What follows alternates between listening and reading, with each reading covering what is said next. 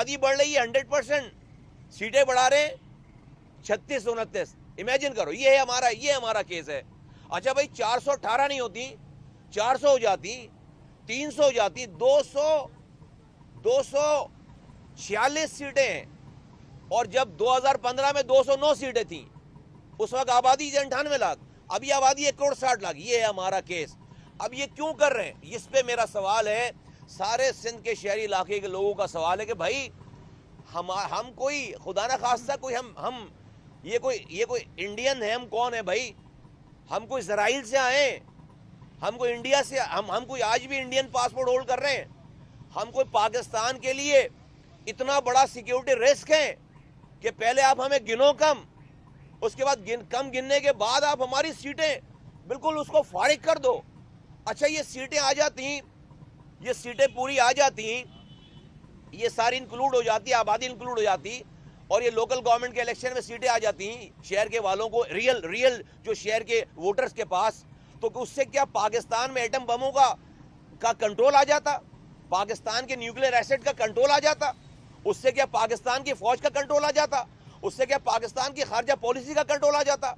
उससे क्या पाकिस्तान की मईशत का कंट्रोल आ जाता? अरे भाई उससे गटर लाइनों का कंट्रोल आना था, उससे पानी की लाइनों का कंट्रोल आना था, उससे जो है वो सीवरेज की लाइनों का, उससे कचरा उठाने का कंट्रोल आना था। तो हम किस दर्जे के पाकिस्तानी? आज ये सवाल है हमारा कि आप इस पाकिस्तान की 70 साल तारीख के बाद, हमारी कुर्बानियों के बाद, आप इस शहरी इलाके के लोगों को अपने पीने के पानी का अख्तियार देने के लिए तैयार नहीं हो यार, आप अपने सीवरेज का अख्तियार देने के लिए तैयार नहीं हो यार, आप हमें कचरा उठाने का अख्तियार देने के लिए तैयार नहीं हो। इसके लिए आप इतना बड़ा गेम करते हो, आबादी खा जाते हो, आबादी के बाद आप पूरी सीटें खा जाते हो।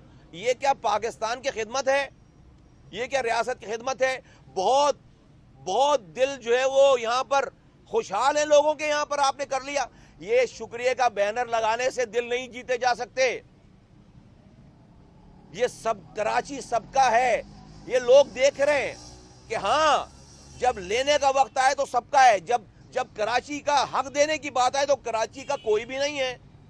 ये लोग देख रहे हैं, ये कराची वाले देख रहे हैं, हैदराबाद वाले देख रहे हैं, ये मीरपुर खास सक्खर वाले देख रहे हैं। और जब मैं बात करता हूं, हाँ मुहाजिरों की बहुत बड़ी तादाद है यहाँ पर, सबसे बड़ी तादाद है कराची हैदराबाद में, लेकिन सिर्फ मुहाजिर नहीं रहता यहाँ पर पख्तून रहता है, यहाँ पर सिंधी रहता है, यहाँ पर बलोच रहता है।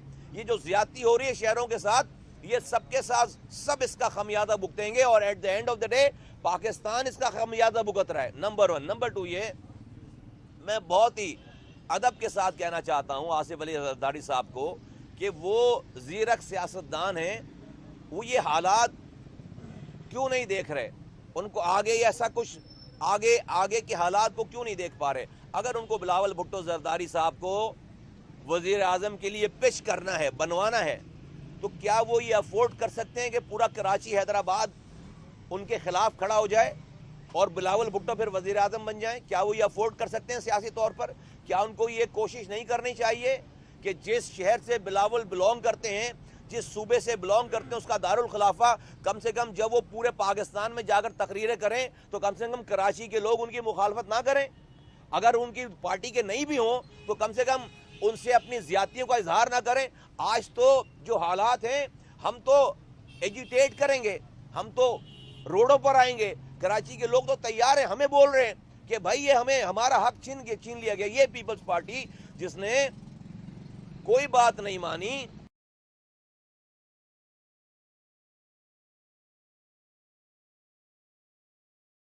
53 सीटें कम है, 53 सीटों के ऊपर भी पूरा एक शहर बनता है, 53 सीटों के ऊपर पूरा एक शहर बनता है। वो सीटें कम है तो फिर इलेक्शन कैसा? जब 10-1 का लेटर जारी हो गया तो सारी हल्का बंदियां खत्म हो गई। ये जो इलेक्शन है ये जाली इलेक्शन है। हम सुप्रीम कोर्ट में भी जा रहे हैं, हम इलेक्शन कमीशन में भी जा रहे हैं, और हम लोगों के साथ हम रोड पर भी आ रहे हैं। हम इस शहर के हुकूक पर डाका डालने नहीं देंगे। मेरा सवाल फिर वही है कि क्या बिलावल भुट्टो साहब पाकिस्तान के वजीर आजम बनने के उम्मीदवार हो सकते हैं उस वक्त कि जब पूरा शहर सरापा एहतजाज हो? क्या कराची को अपने खिलाफ करके, कराची के लोगों को अपने खिलाफ करके, ये जो आप बैनर लगाते फिर रहे हैं, ये हकीकी जीत नहीं है, आपको भी पता है। इन बैनरों से लोगों के दिल नहीं जीते जा सकते, इन पोस्टरों से लोगों के दिल नहीं जीते जा सकते।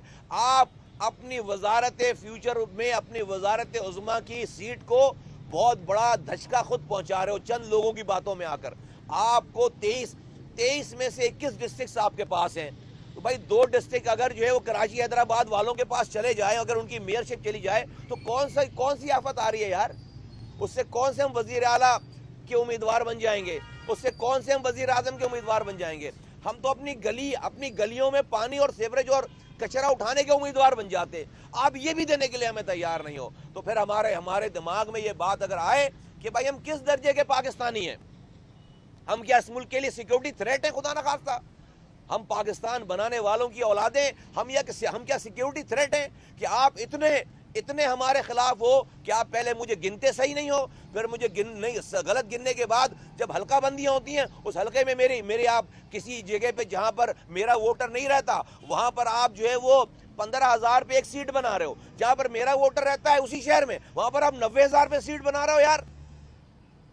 फिर आप कहते हो कि भाई आवाजें क्यों उठ रही हैं? ये सब जीते जागते इंसान है करोड़ों की तादाद में। इतनी आसानी से आपके इन मजमूम अजाइम को हम कामयाब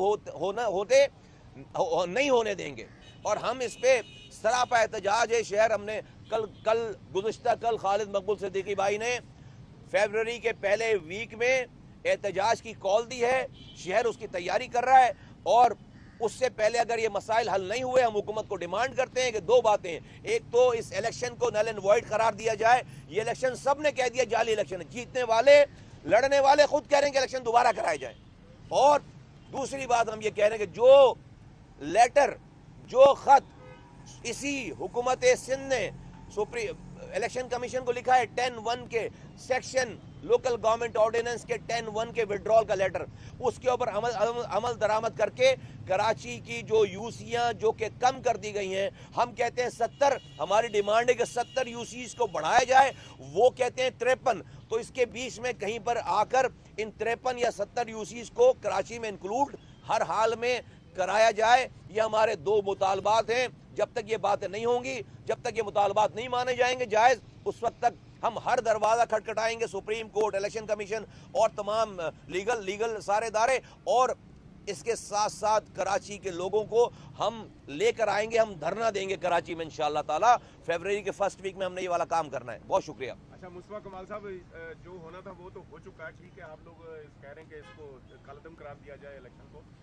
इन मौजूदा हालात में आपके ख्याल में बेहतर चॉइस क्या होगी, जमात इस्लामी का मेयर या पाकिस्तान पीपल्स पार्टी का? किसी का भी मेयर इस हमारे इलेक्शन से बाहर रहने के बाद किसी मेयर की कोई हैसियत नहीं है।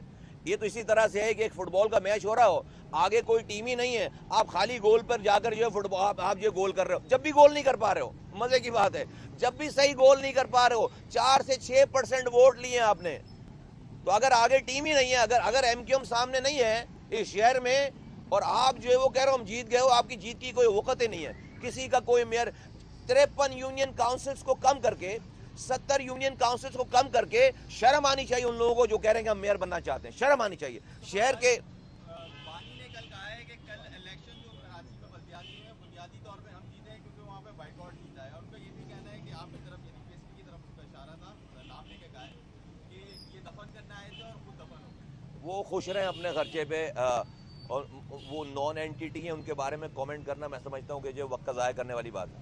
अच्छा आपने बिलावल भुट्टो के वफाक में भी बैठे हुए और सवालात भी आप वफाक से और सूबाई हुकूमत से कर रहे हैं, समझ नहीं आ रहा कि आपके सवालात के जवाब अगर आप मीटिंग में उनसे मुलाकात होती है वज़ीर आज़म से, उनके सामने उस वक्त क्यों नहीं रखते और प्रेस कॉन्फ्रेंस में आपके सारे सवाल सामने? नहीं, ऐसा नहीं है। वफाक से हम तो प्रोविंशियल गवर्नमेंट से डिमांड कर रहे हैं सारी, ये तो सारी चीज़ें प्रोविंशियल गवर्नमेंट की हैं। 10(1) का लेटर जो है वो वफाक ने नहीं लिखा, 10(1) का लेटर तो प्रोविंशियल गवर्नमेंट ने लिखा। हमारी बात तो उनसे हम उनसे डिमांड कर रहे हैं। दूसरी बात कि भाई वफाक से को हम ये कह रहे हैं कि भाई फैसिलिटेट करे।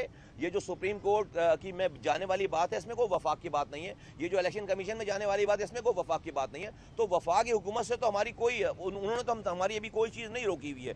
यकीनन हम उनको ज़रूर कहते हैं कि अपना इन्फ्लुएंस यूज़ करें, प्रोविंशियल गवर्नमेंट को समझाएं, लेकिन हमारी डिमांड तो सारी सूबाई हुकूमत से है, और जो मैं बात कर रहा हूँ सारी सूबाई हुकूमत की बात कर रहा हूँ। अच्छा मुस्तफा कमाल पार्टी का ये भी मौक़िफ़ है कि हम उनके एडमिनिस्ट्रेटर भी बहाल कर रहे हैं। अजरूल खाना एमक्यूएम की पीपीपी से नहीं, ऐसी कोई बात नहीं। सेट अंदरूनी खाना हो तो अब तो कम से कम मुझे एडमिनिस्ट्रेटर भी हमने बहाल कर दिए जो जितनी भी नहीं, ऐसी कोई सेटिंग नहीं है। ये यूनियन काउंसिल्स की बहाली और डीलिमिटेशन को सही करने से पहले कोई सेटिंग नहीं हो सकती। अच्छा मुस्तफा कमाल साहब, आपने बिलावल भुट्टो के वज़ीर-ए-आज़म बनने की 2 दफ़ा बात की अभी कुछ देर पहले।